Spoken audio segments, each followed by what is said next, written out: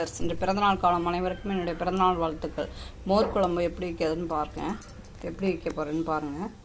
ஒரு அடுப்பில் கடலைப்பருப்பு 3 ஸ்பூன், சீரகம் 1 ஸ்பூன், ரெண்டுத்தையும் போட்டு வறுத்துக்க போகிறேன். இந்த கடலைப்பருப்பை ஊற வச்சும் அரைச்சிக்கலாம். ஒரு 1/4 மணி நேரம் ஊற வச்சு அரைச்சிக்கலாம்.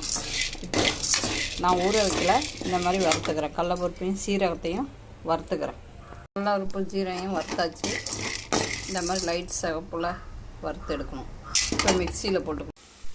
இப்போ இந்த மோர் குழம்புல போடுறதுக்கு வெண்பூசணிக்காய் 2 டம்ளர் தண்ணி ஊற்றி வேக போடணும். நைஸாக இந்த மாதிரி வெண்பூசணிக்காய். இதில் கொஞ்சம் மஞ்சத்தூள் போட்டு உப்பை போட்டு வேக வச்சுக்கணும். இப்போ 3 பச்சை மிளகா, மிக்சியில் கடலைப்பருப்பு இதெல்லாம் போட்டாச்சு. வெங்காயம், தேங்காய் எல்லாத்தையும் ஒன்றா அரைச்சிக்கணும்.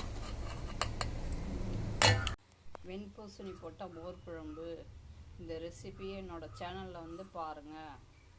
மோர் குழம்போட ரெசிபியை என்னோடய சேனலில் வந்து பாருங்கள். பிடிச்சிருந்தால் லைக் பண்ணுங்கள், ஷேர் பண்ணுங்கள், சப்ஸ்கிரைப் பண்ணுங்கள். பூசணிக்கு நல்லா வெந்தோடனே இப்போ அரைச்சி வச்சதை இதில் ஊற்றணும். உப்பு கொஞ்சம் போட்டுக்கணும். தேவையான அளவு உப்பு போட்டுக்கணும்.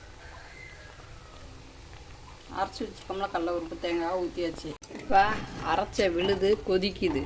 கொதித்தோன்னே இப்போ 1/4 லிட்டர் தயிர் இதில் ஊற்றி இறக்கிடணும்.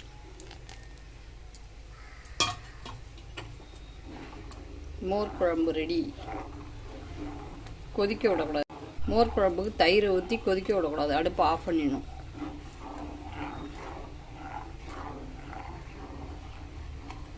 இப்போ தேங்காய் எண்ணெயை ஊற்றி கடுகு சீரகம் கொஞ்சம் போட்டுக்கணும்.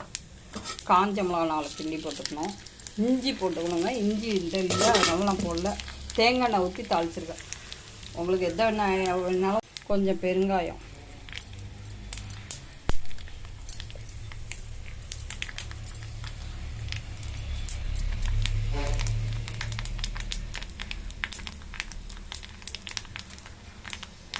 கடுகு நல்லா வெடிச்சோன்னா கருவேப்பிலையெல்லாம் போட்டு தாளித்து மோர் குழம்பு ஊற்றணும்.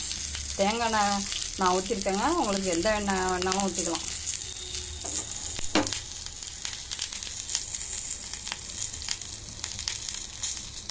இப்போ இதில் ஊற்றிக்கணும். மோர் குழம்பு ரெடி. பிடிச்சிருந்தா லைக் பண்ணுங்கள், ஷேர் பண்ணுங்கள், சப்ஸ்கிரைப் பண்ணுங்கள்.